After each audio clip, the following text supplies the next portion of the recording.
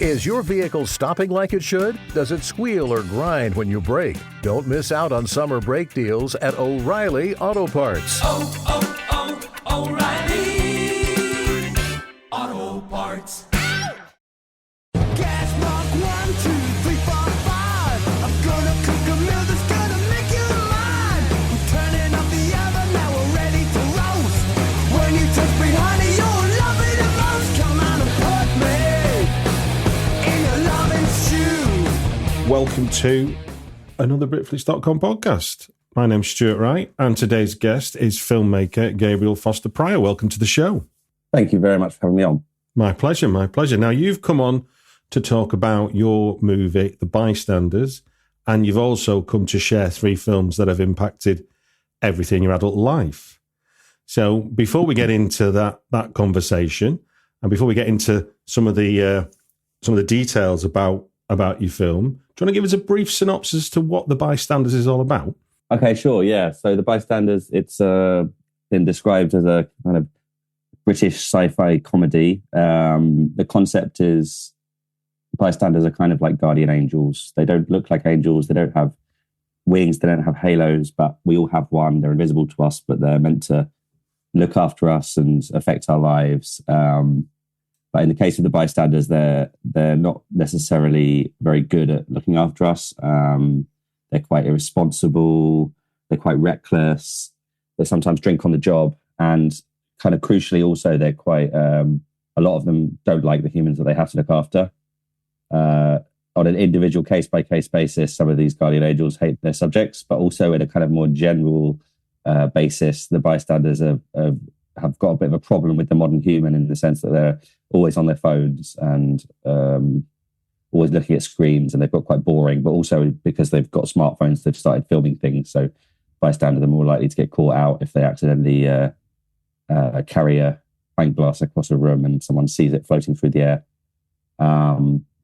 So it's kind of a buddy movie between 2 of these bystanders. There's a enthusiastic newbie and a kind of weary vet bystander who gets assigned to look after him and show him the ropes. And they have a different kind of approach to looking after the humans, and they swap subjects, and their squabbles kind of interfere with the lives of the humans that they look after. And the humans become like pawns in a kind of deranged game of chess that they're playing, trying to one-up each other and get what they want from their own bystander world. Indeed. So, and how can people see The Bystanders? It's on digital at the moment. So YouTube and Apple, I think, and Microsoft Store. Mm-hmm. My friend, I said that to my friend the other day. He's like, Microsoft, what? I think that means you could watch it on your Xbox. Indeed. So, yeah. But yeah, we did a small cinema release at the end of last year. We did a year of festivals. So it's been really nice showing it in that kind of context. But now it's really cool to have a chance for like anyone to watch it and be able to watch it anywhere within the UK anyway. So let's take you back to the beginning then. In terms of making this movie, what for you was the kernel of the idea that you started out with that gave us the film The Bystanders? Where does it start for you in your imagination?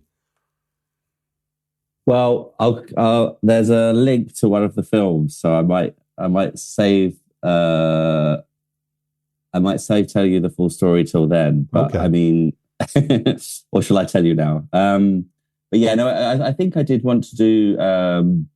More generally speaking, I knew I wanted to do a kind of comedy, kind of concept with a concept, like a kind of mixed genre kind of comedy. There was an element of like the kind of things that I liked, that I thought Britain's really good at in terms of more often than not you get it in TV rather than films, I would say. So, e.g. what are Britain good at? Well, okay, so maybe not the concept thing, but in terms of like the sense of humor and in terms of the kind of visually creative filmmaking or TV making, like something like Peep Show is actually very creative, and it's like just the idea of filming everything, point of view is a very creative choice, and obviously it's like amazingly written and amazingly performed. But also, you have like the kind of the IT crowd or Black Books or things like that, which you actually kind of there's a lot of really good visual, playful visual kind of comedy as well in those things. And obviously Edgar Wright, Spaced, and then onto his movie. So he's someone that's doing it in movies as well. And it's just something that me and Jack Hughes, who I wrote the script with, we both really like. And I feel like, considering how good Britain is at doing that, producing people that do that, there's not that many films that do that. So it was kind of, we saw that as a kind of ambition to. What's your for people that don't have a writing partner? What's the process between you and your writing partner when you're developing ideas? How does it work? So me and Jack went to school together. We did A-levels together. I think the first time we tried to write together, we were meant to be revising for our A-level maths exam. Mm-hmm. And instead of revising, we wrote a script for a film called The Golden Calculator, which was about an underground maths tournament. That one never got made. We started making it, I think. We never finished it. But we also wrote a short film called Time Toilet about a house party where if you go to the toilet and flush the toilet, it sends you 5 minutes back in time. So that was the kind of level of that was the kind of things we were writing. And then we didn't really do it again for a long time. When I was trying to, thinking about I wanted to do this, what was my first feature as a director, and I kind of knew what kind of type of film I wanted to make. And I just thought that, I remembered me and Jack writing together, and I always thought he's really funny, and he's obviously expressed an interest in this kind of world. So I just, we decided to do it together. And in terms of the process together, because we're friends, and we would just meet up, and it was quite casual, and we would do some writing and then we'd do some hanging out, and it was usually the together bit was usually discussions, and kind of the actual work we did together was maybe more outlining, or maybe character breakdowns. In terms of like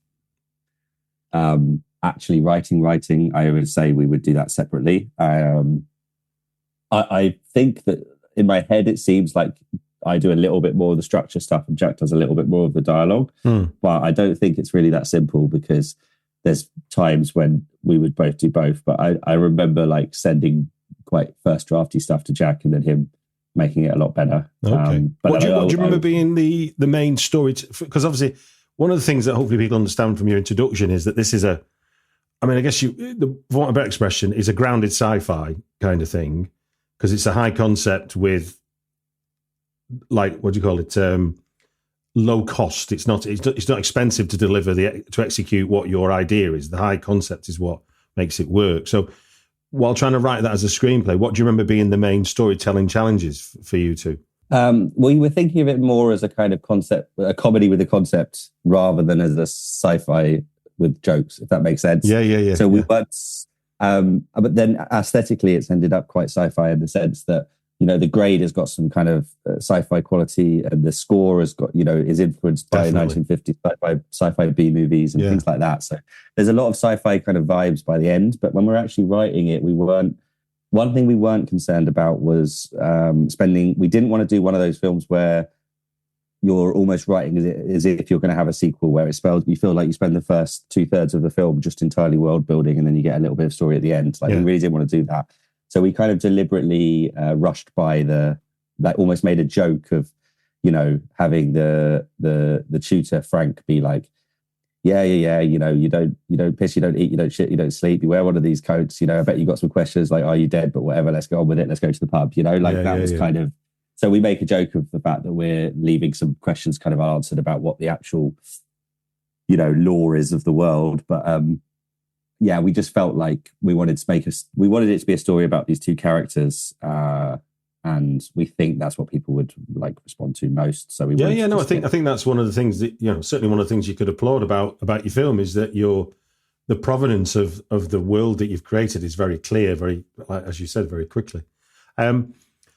So in that sense, when you've made the film and you're in the edit, what do you feel like you discovered about the story that wasn't there when you were writing it? What new things came out of that process of bringing the film together? There's one very clear one that I can remember, because we did have a pause and we went back to do a little bit more shooting. Okay. It was like a forced pause. It was a forced pause, but we gave us a chance to actually do a rough cut with some scenes missing and stuff. But then also, while we were, because knowing we were going to go back and get the missing scenes, it gave us a chance to also film anything we thought was missing. And there was one section of the film. So you have this main character, Pete is the name of the main character, and it's quite what Paul Schrader would call a like monocular narrative. It's like a very like he's in most scenes. And there was one bit of the film where he doesn't know what's going on. Yeah. So that's when Frank, his tutor, is kind of scheming against him because he's pissed off he wouldn't swap subjects back with him. Yeah. So there's a section of the film we thought, it might be quite fun because we're with Pete. If we, the audience, like, wait, what's going on? We don't know what's going on. He doesn't know what's going on. And then when we watched the rough cut, I think that's such a really hard thing to pull off. Yes. And I just felt like, especially when you're watching a, slightly scrappy, comedy first time film, like I don't know if you have the confidence in the narrator that you're going to be like, I'm confused, but I'm meant to be confused, Thank you for sharing that about the process of making the bystanders. It was a really good insight. We're going to move into 3 films that have impacted everything in your adult life. Film number 1 is 2006's London to Brighton. Do you want to share with us why that is such an important film for you? Yeah, well, I mean, to start with, for those people that haven't seen it, it's a British film. It's quite kind of gripping kind of drama. There's a sex worker and a young girl who get basically caught up with some gangsters and have to leave London and go and try and hide out in Brighton.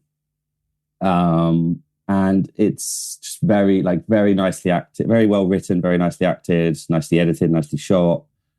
Just a very good British film. It's like takes place, so there's like 2 timelines happening. There's the escape, but you're also finding out what actually happened on the night at the same time. Mm. So I think it's a very well put together film. But for me, the kind of, I took the kind of brief quite literally, rather than, I'm glad you didn't ask your favourite films. No, I don't want favourite films. It's an impossible question. Actually, like someone asked me a favorite, I was thinking, a better question is like your favorite films with the color blue in it. That would be a better question. Yeah. You could actually get specific. But how it affected your adult life. So basically, I went to college in Brighton. Yeah. To did an art foundation degree. I was going to do a graphic design degree was the original intention. My father does graphic design and I did it as a freelancer when I was a teenager and taught myself all the programs and everything like that. And then a teacher at Art Foundation saw some short films I was making with friends and it was her suggestion to apply to film schools. Oh, wow. So I did that and I got into Edinburgh College of Art. So this was 2006 and summer 2006, my mother was editor of Total Theatre magazine. So she goes to the Edinburgh Fringe every year. So I went up with her. And at that point, the Edinburgh Film Festival happened at the same time as the Fringe. So I went up to just get a sense of Edinburgh before I started uni. And I went to picked some random films to go and see at the film festival. I think I picked London to Brighton because I was born in London and grew up in Brighton. So it seemed like, why not? It's the 2 places I know. I knew nothing about it. And I sat and I watched the film and there was a Q&A afterwards. And he talked about how he made it and he talked about the budget, which I checked online and it was higher than I remember him saying in the Q&A, but that's always the way, isn't it, with the online listings. But it was an amount of money that was just like fathomable to me as a 21-year-old, whereas you always I always thought about the movies that me and my friends were making on mini DV. That was one world. And then there was the movies that you saw on DVD and At Grand Canyon University, we believe in equal opportunity, and the American dream starts with purpose. Whether your pursuit involves a bachelor's, master's, or doctoral degree, GCU's learning environments are designed for supportive networking and collaboration. With over 330 academic programs, GCU provides a path to help you fulfill your dreams. The pursuit to serve others is yours. Find your purpose at GCU. Private, Christian, affordable. Visit gcu.edu. VHS. Of course. And they were multi-million pound things. And it just seemed like another world, and a world that just was so far away from what I was doing, and a world that didn't seem like something I could ever really reach. It just seemed unattainable. And And then listening to him talk about how he made that film, I think that was the first time I actually thought to myself, I can imagine making an actual feature film that people see at a cinema and buy on DVD. Obviously, it took me too long to actually make my first film, so it's not out on DVD because no one really buys DVDs anymore. But but I did have it was the Cameo Cinema in Edinburgh. I didn't get to play my film there, but I've played films I've edited there, so I've had that nice experience. But I did kind of sit in that cinema and think to myself, like, right, I now have a goal. I want to be sitting back in this cinema in Cameo, and I want to, have a film that I've worked on. And I did get to do that with a film, Lucid, which I edited, which was in the Edinburgh Film Festival in 10 years after that, in 2016. So I kind of, that was a nice full circle thing there. But I think that was just such a great Q&A to have witnessed just before I started film school. Yeah. Because it means I went into film school with more of a clear end goal than I would have had. You probably cleared up a lot of fog that you would have had to go through while discovering what making a modern film might be. Because this is like the cusp of where technology begins to become affordable. Yeah, I watched it recently, and I was wondering if he shot it on digital or film, but it actually looks like it was shot on film. Oh, it was shot on film, yeah. Yeah. Really nice looking film. But there was just something about the way he talked. He was just so down to earth, and there's your first I'm 5 minutes. I'm grateful to that Q&A because it really did. Yeah, I can totally understand. Right then, moving swiftly along, sir. For your next film, we're jumping back to 1987 for Wings of Desire. Now, I'm guessing this is where you might tell us more about the origins of the Bystanders as well. Yeah. So obviously I didn't see this one at the cinema because I would have been one. But my mum, I think, probably is the one that got me. I know she's a big Wim Wenders fan. So I think my mum probably either lent me her DVD or got me one when I was a teenager. So I first watched it when I was a teenager. Yeah. And then I watched it again in my mid-20s or late 20s. So I had Guardian Angels kind of on my mind. And I think it was partly because it was around the time I was kind of thinking about the notion of doing my first feature film. Yeah. Or try to write my first feature film. And I think there's also an element of nominative determinism. I think if your name is Gabriel, as a kid, you probably think about... I hadn't even thought of that. Yeah, no, I didn't really think of it until Q&As. People ask me in Q&As at film festivals. But I do think there's some truth in it because you probably think about it a tad more as a kid. Yeah. Or like adults talk to you about angels a tad more than they would normally. So you're like, you like daydream about Guardian Angels a little bit more than you would. And then as an adult, it's probably just like lingering there in the background. So with that, and also having recently, watched The Wings of Desire, I was with my brother, who ended up doing all the VFX on my film. Right. But me and him were just playing computer games, and we'd spent, I think, half an hour choosing on exactly the right armor for our character in a RPG, and it was which stats on the armor exactly build the boat. I think I really genuinely think we'd been doing like just this one choice had taken us half an hour, and it occurred to me, God, if we had actually had Guardian Angels, they would hate us so much. And I just kind of made myself chuckle with that thought, and I put that down as the spark. Wow. And then we did also take some. Jack also really likes Wings of Desire, so obviously it's a very different film to what we did with Bystanders. But because it's an Angels film, and because we really like it, we did try and kind of homage it in different ways. So one of the things we did is in most of the Wings of Desire is in black and white. He's an angel that wants to join the human world in that film. And when he does get to join the human world, it transitions from black and white into color. Mm-hmm.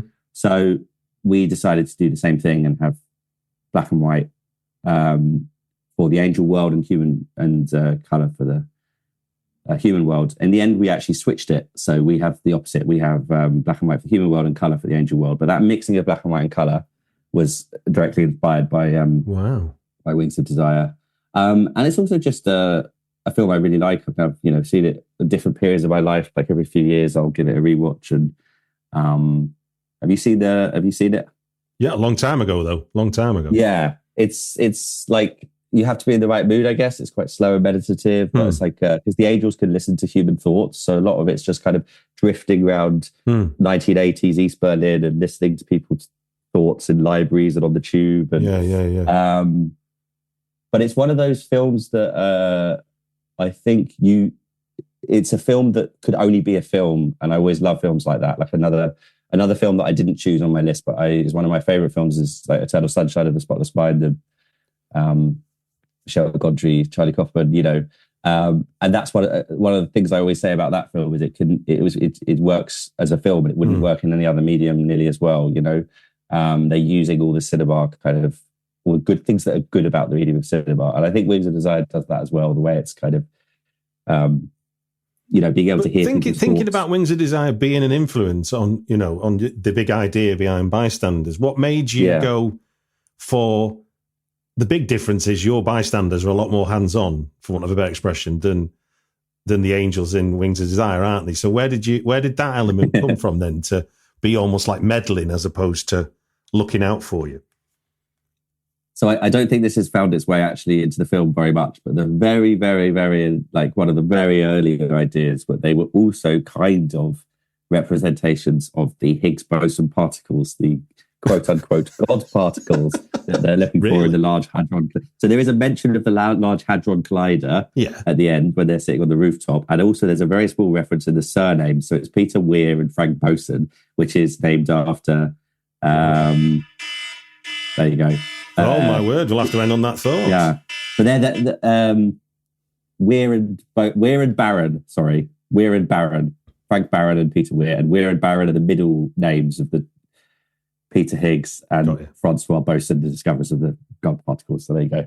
Brilliant. Well, look, we're gonna fast forward now for your final choice, 2001's Richard Linklater animation Waking Life, which is a beautiful meditative film. But tell me, what was it? Why is this important to you? What impact? Have you seen this one as well? Oh, I had a Saturday afternoon where I'd had it in my watch pile for as long as I could remember. And me and my wife were hungover, put it on, and it was one of the best film experiences I've ever had. That's cool. It's cool that you've seen all the films. Your film knowledge is very strong. So there is a bystanders link, but I do agree with you. I think it's like, again, it's one of those things that, it's very, you can't really imagine it in another form, but it's also a very strange thing. It's kind of almost like, a philosophy kind of. Oh, it's cerebral. It's cerebral as hell, and that's what it's does it justice. Yeah, it's kind of various philosophers or modern philosophers, and they're all like animation over the top of them, but they're giving like mini lectures. So it's almost like a kind of educational. It's almost like a philosophy educational video more than it is a narrative feature film. Yeah, but in the kind of Richard Linklater slacker mumblecore kind of world, but then also with rotoscope animation over the top. So it's a very unique film. And I really like Richard Linklater. I really like, it was really cool to play the film in Austin because it was the Richard Linklater link there, and I'm he's always someone I've been a big fan of. But the reason I picked it in relation to talking to you about the bystanders and films that change your life, one of the kind of elements of the film that people have been talking about most, I would say, in like interviews and podcasts and stuff, is the animation element that we did to the bystanders, the teleportation. We did hand-painted rotoscope animation to do the teleportation effects in the bystanders. Yeah. And that's something that, again, me and Jack Hughes, who I wrote the script with, we did that together when we were teenagers. So we watched Waking Life, and we loved it, and we loved the animation style as well as the philosophy nuggets that you get from it. And we wanted to give it a go. So we, as teenagers, we got the printer out, got the paint brushes out, started printing out frames, scanning them back in. And like, as I told you earlier, I did graphic design when I was younger, so I knew how to use the programs well enough to, to kind of manipulate them to do what I wanted to do, and scan the images back in and turn it back into video and all that kind of thing. So it's something we did as teenagers. And then when it came to do this film, because we were writing it together, when we knew we wanted to do some like teleportation, we were like, oh, what about that animation that we used to play around with when we were younger? So that's the kind of direct influence, I would say, on that. You know, I think it's quite. I was watching it back, The Waking Life, and I want to research like how they did it, because it seemed more. It was more computer animation than I remembered.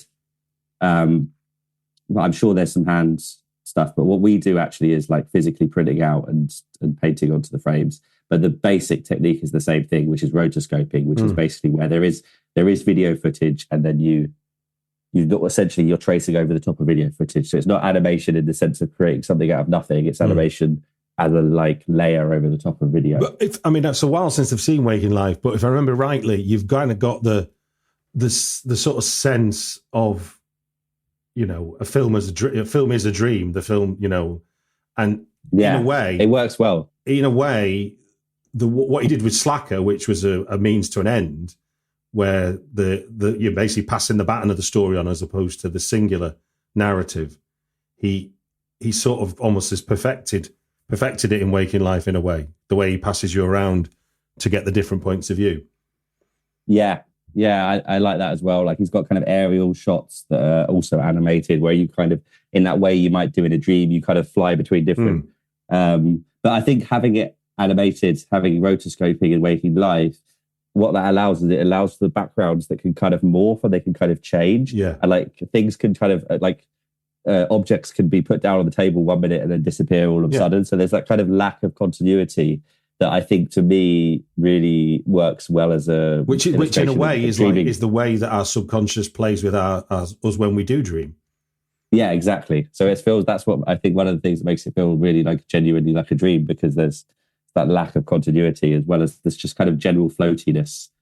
It's very floaty, isn't it? Waking Life. Well, yeah. I mean, that's kind of like I say, it's memory for me is just this film washing over me, and it felt good. You know, because usually that's like describing something. There's the 5 minutes. That's like describing something that's boring, but it was far from boring. It was like getting a massage on my brain.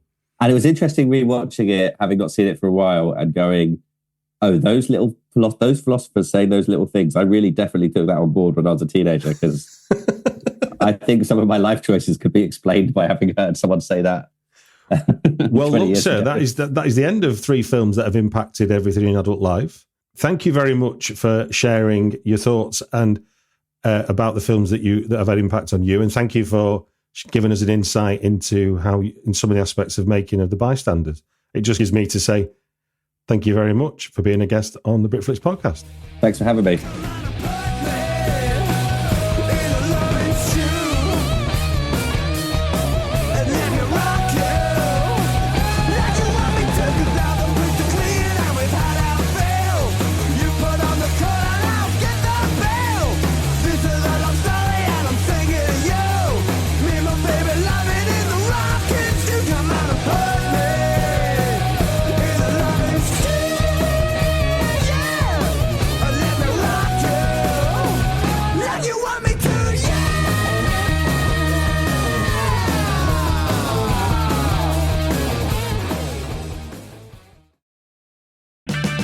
Save on O'Reilly Brake Parts Cleaner. Get 2 cans of O'Reilly Brake Parts Cleaner for just $8. Valid in-store only at O'Reilly Auto Parts. Oh, O'Reilly.